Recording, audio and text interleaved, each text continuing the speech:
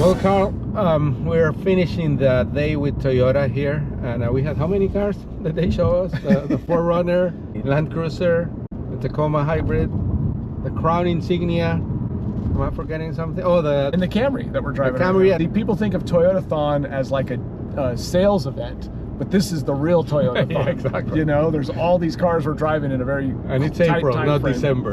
Right, right. So anyway, this is the refresh, or yeah, refresh. I don't think it's completely new. By the way, I don't think there's ever been an all new car. There's always a little part that, oh, this part was in the old car, right? Yeah. But anyway, this is the new model 2025. This is, I'm gonna get it right here, Camry XSC all-wheel drive 2025. It's black and black, so black metallic in the exterior, interior black. We had a red one interior before. It will look beautiful. Really, Yeah, really I like that good. red interior. For this generation, this is what, the 9th generation, I believe, of the That sounds Camry? right. I know, because Yeah. we're on like the 10th or 11th for the Accord. This thing's Exactly. not quite as new. So for this generation, all hybrid. This is a 4-cylinder 2.5 with the 5th generation of the Toyota hybrid system. So this is the first car in the Toyota family that has the new system and the 2.5. And we just came back from Tecate, like the border. It was kind of experience there. Yeah, this event is taking place not quite a stone's throw from the Mexico border, but maybe 2 stone throws. Yeah. First of all, sedans are still important. I mean, for Toyota, for Honda, for Hyundai. Yeah. Not for the Americans anymore, but for the car companies that can produce good ones, exactly. They're still important. and people recognize that, and that's why they're still available. So this car is really good. I mean, we were talking before about Prius, which is another fantastic car, the new one. And I love the Prius, which I never thought I'd say, by the way. Yeah, this one you get like what, 44, 43, 44. So city, highway, average.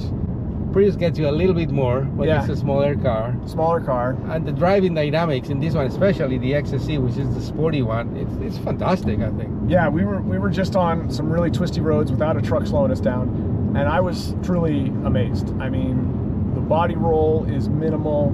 The steering feel, of course, it's electric assist like every car, so I'm prepared to not be thrilled with the steering feel, but even within the electric assisted steering feel spectrum that we all live in now, there's good and bad.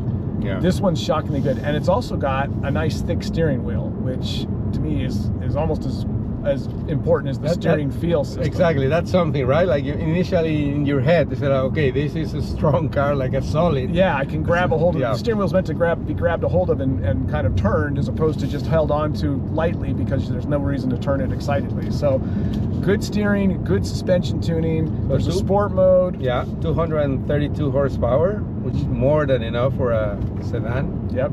A lot of room in the back. I rode in the back for a little bit, and it's really good. As you can see, the panoramic roof. Big sunroof, comfortable seats. Yeah. Really comfortable seats. Good materials, although this is a pre-production car, so we are not quite sure what exactly makes it pre-production. It feels pretty solid. You know, we were in the Land Cruiser not that long ago, and that felt pre-production inside. It was very clickety on the plastic. Hard plastics all over here. These good textures here on the panels. This all feels like it could be final production plastic quality. Yeah, maybe there might be something underneath that we don't see that makes it pre-production, but whatever. And anyway, this car, with all these specs, starts at $36,125. That's another really amazing thing about this. So the only extras is a premium plus package. That's $4,075. As it is, it's about $40,000, this car. Yeah, which it's sad, because there's still, you know, old Carl who says that seems like a lot of money for a car, but it's 2024. The average new car is over $45,000 price. Exactly. So and you don't get as much as all the technology. This is a loaded Camry. The XSC trim level has got both the performance and the feature content, the luxury premium content. This one's got all that standard Toyota Safety Sense 3.0, so whether it's adaptive cruise control or lane keeping assist or automatic emergency braking, it's loaded with all that stuff, and it works really well.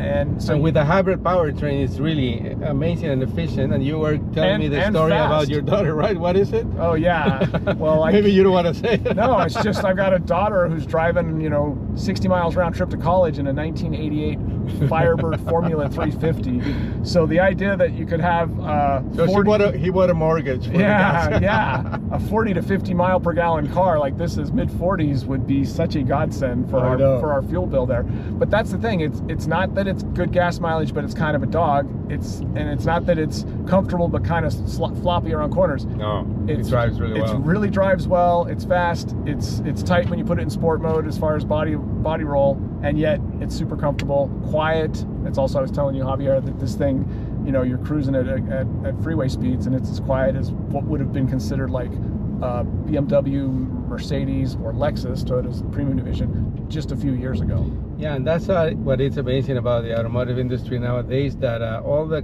well, not all, but the big ones, the ones that listen to the customers and like do the things in the right way, as you were saying, they really put a pretty amazing packages. I mean, this car, again, it has everything that you will need, and we were talking before about if this was gonna be the last car that you will buy, this can last you 20 years with good maintenance, and like it will never break up. Yeah. If you're looking for the car that's costs you the least to buy up front, but also the least to maintain long term, whether that's fuel costs or whether that's unscheduled dealer visits, and you want it to last as long as possible while maintaining all that low cost, this would be a very good candidate. Exactly. A Toyota Camry, almost any Toyota Camry, but the newest one, this 2025 XSE hybrid powertrain, would be a very good candidate. And since we are NACTO, you're wearing proudly your t-shirt there, I'm not. So this car automatically, because it's pretty significantly renewed, yeah, it's already a candidate for next year Car of the Year. Yep. Toyota won with the Prius.